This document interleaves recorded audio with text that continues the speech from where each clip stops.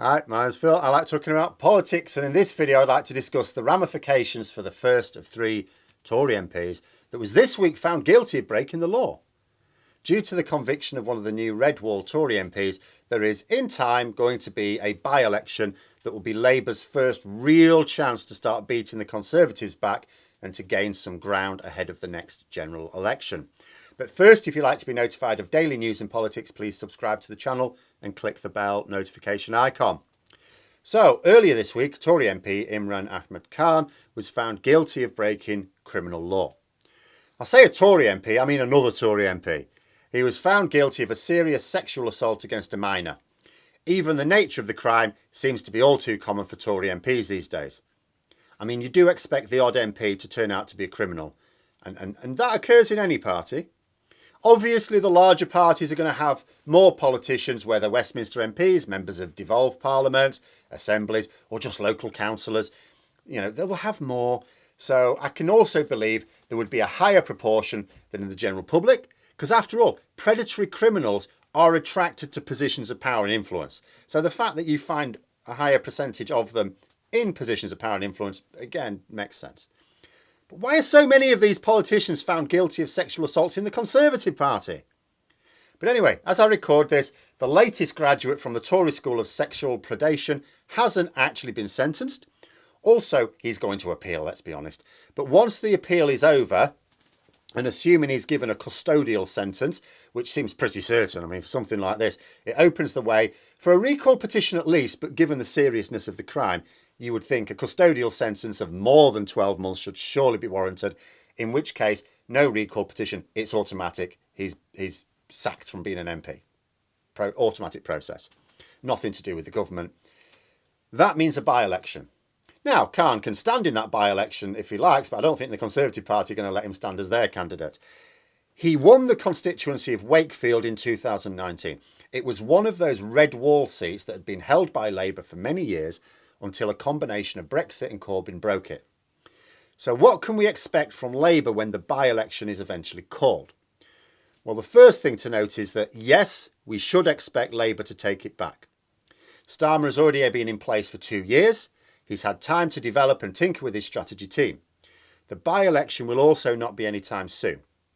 Former Labour MP Claudia Webb, also convicted of a serious offence, admittedly not on this level, but still, is still an MP because she's appealing. You know, so the recall can't happen until that appeal process is over. The appeal process has already taken nearly half a year.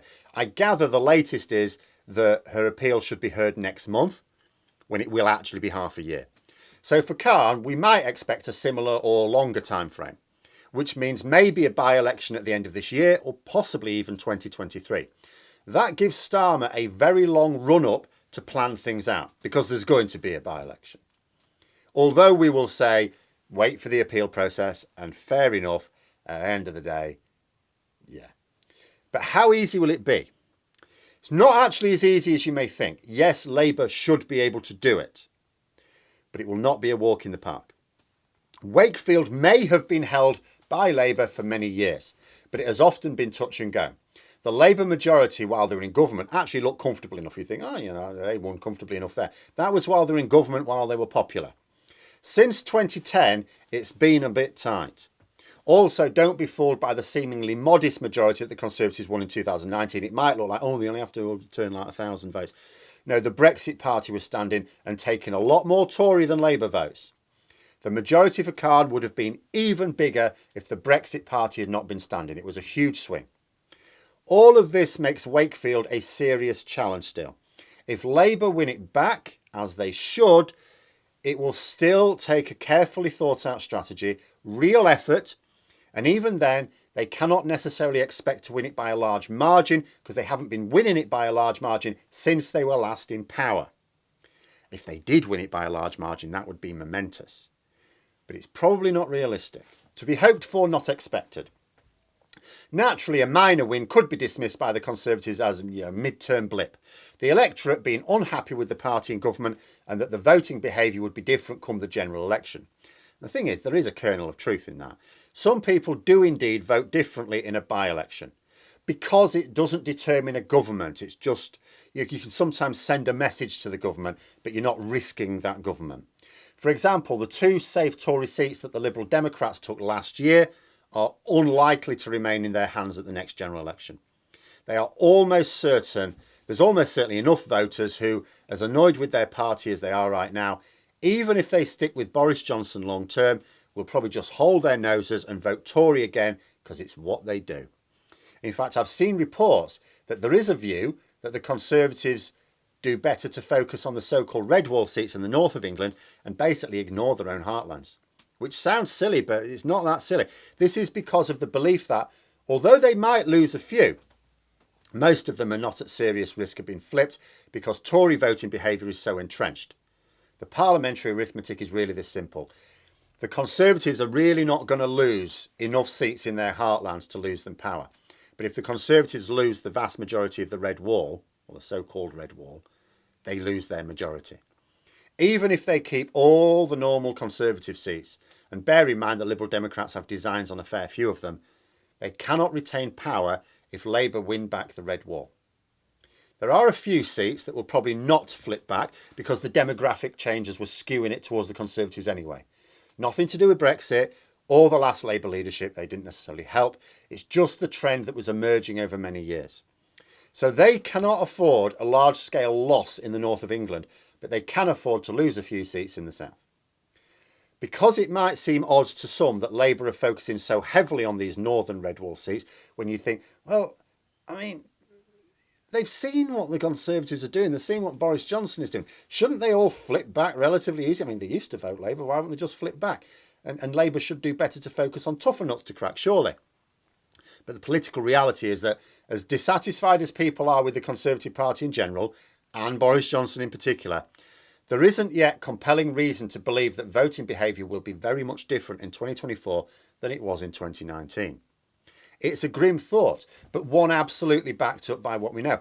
Bear in mind, both the Conservative and the Labour parties will be commissioning very detailed polls for their own use that will give them an even clearer picture of the political landscape than we get from generic national polls.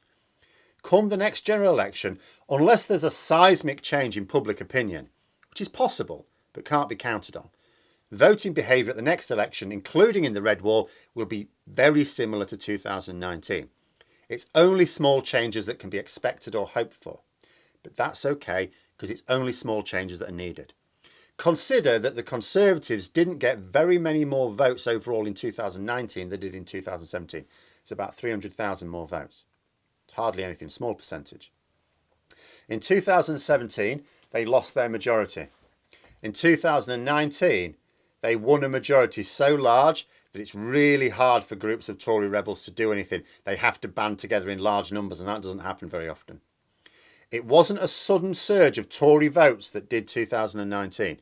It was concentrating the votes where it mattered, in the seats that would be challenging but could be won. They had a better strategy. They implemented the strategy better. This is what the red wall was and is. Seats that are challenging but can be won for either the Conservatives or for Labour. But Labour will not take them back without putting up that challenge. They cannot just go, right, the red wall's going to flip, we'll focus over here. That's why they are focusing on the red wall. And it's why they're also sometimes tying themselves up a bit with some of their policies. For the first time in years, they are recognising that winning an election is about winning lots of seats by a small margin. The Conservatives already knew this. That's why they appear to be ignoring their South and Middle England heartlands. It's because they know they can lose votes there, a lot of votes there, and still keep the seats. And that's all that matters. But this by-election is a gift for Labour that they must grasp with both hands. People in those former Labour towns will be already wondering if they made the right decision. Even if they believe they did, and I believe probably most of them will, because many people cannot really accept that they've made a mistake if they don't have to, they'll still be thinking whether it's the right decision at the next election. You can easily decide, oh yeah, we'll vote for Party A in this election. Oh, it's totally the right thing to do. And then at the next election, oh yeah, but now things have changed, so now Party B would be better. No problem. If Wakefield goes back to Labour, it inevitably gets voters in similar towns thinking about the next election as well. It also gets Conservative red wall MPs considering their own electoral chances. These are not long-standing MPs in safe Tory seats who can afford to let their government get away with unpopular moves as long as they profit from it, and if they do lose their seat, do you know what? They've got a big fat pension out of it. These are relatively inexperienced MPs in hotly contested seats who may be personally opposed to the corruption they're currently ignoring, and will certainly be professionally opposed if it looks like costing them their seats. Wakefield going back to Labour will trigger a change in thinking for the public and for the Conservatives. It'll make them feel vulnerable. They have to keep those seats to retain power. They know that. It's why they stick with Johnson, the only one they believe can win the support of people who get nothing from the Conservatives in government. If all they needed was a leader to appeal to traditional Conservatives where they in past years would have targeted seats, there are options. But if they need to retain the red wall, they can see no one other than Johnson. Thing is, the reverse is also true. Let's say Labour do not win Wakefield. And it won't be easy, despite appearances. It will actually boost the Conservatives. They will have won a seat that people don't expect them to win. The problem here is Labour will go into it as favourites. They should do. They have to. It's theirs to lose, even though it's a gain. You know, if the Conservatives retain it, it'll be like a win for them. Voters in the red wall will think that, well, people must think the Tories are doing all right in government after all. I mean, they still voted for them in Wakefield there. Used to be Labour. We've had all these problems. People in Wakefield still happy with Boris Johnson. Well, so am I. For both Labour and the Conservatives, Wakefield will be a major battleground in the contest for the next Parliament. But those are my thoughts. Let me know yours in the comments below. I hope you found the video interesting. If you did, don't forget to click the like button. If you'd like to support the channel further, please also click the Patreon link for details. And until next time, I'll see you later.